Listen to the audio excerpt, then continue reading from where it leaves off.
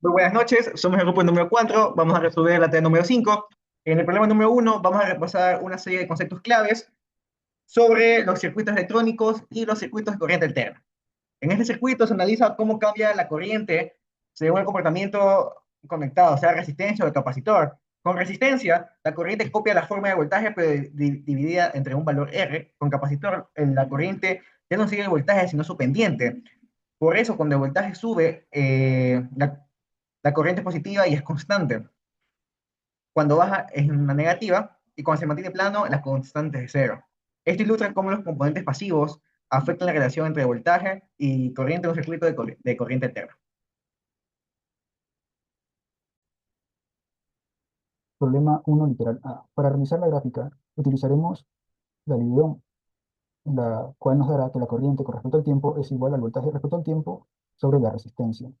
El voltaje con respecto al tiempo ya lo tenemos, ya que es una gráfica que nos proporciona el ejercicio, por lo cual únicamente variará la corriente en términos de la resistencia, dándonos una gráfica idén- relativamente idéntica a la del voltaje, pero con sus máximos y mínimos de corriente que varían respecto a la resistencia.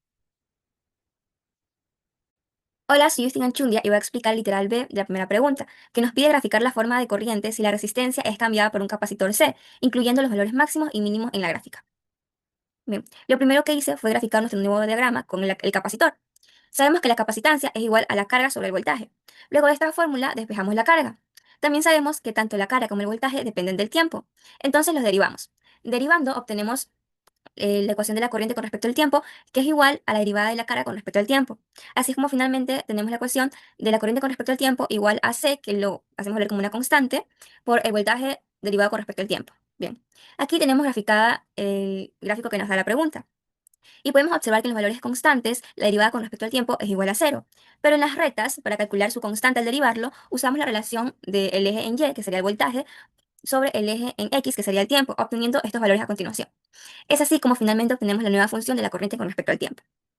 Luego de graficar, observamos lo mencionado anteriormente, de cómo las constantes pasan a ser igual a cero y las rectas pasan a ser el máximo, que en este caso sería 50 por 10 al cubo, y el mínimo sería menos 50c por 10 al cubo. Gracias. Buenas, yo les voy a hablar con respecto al concepto de fundamentos teóricos del ejercicio 2.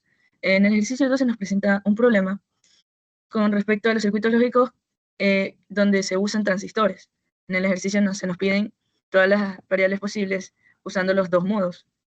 Con respecto a los transistores, hay que entender que estos tienen dos estados, es el modo corte y el modo saturación. Con respecto al modo corte, se refiere cuando el transistor está apagado y no permite el paso de la corriente entre el colector y el emisor. Cuando está en modo saturación, el transistor está encendido y actúa como un interruptor cerrado. Y bueno, todo esto que les acabo de explicar, ¿qué significa en el problema? El circuito está compuesto en varias etapas de transistores que reciben señales de entrada. Dependiendo en cómo estén conectados y del estado de cada entrada, los transistores pueden estar en corte o en saturación. La clave para resolver el ejercicio, la clave para resolverlo es entender lo siguiente. La salida estará en alto, o sea, va a ser igual a 1, por decirlo así, solo si ninguno de los transistores de la última etapa están en saturación. Esto quiere decir que si algún transistor está conduciendo en saturación, la salida se va a tierra y será un cero. Para resolver el problema hay que analizar cada etapa del circuito por separado, observando cada combinación de entradas y cómo afectan dependiendo de los transistores. Hay que también verificar a profundidad la combinación de las entradas. Y finalmente, determinar cuál de todos estos casos que ya hemos averiguado, la salida estará libre de conexión a la Tierra, lo que significa que estará en alto. Muchísimas gracias.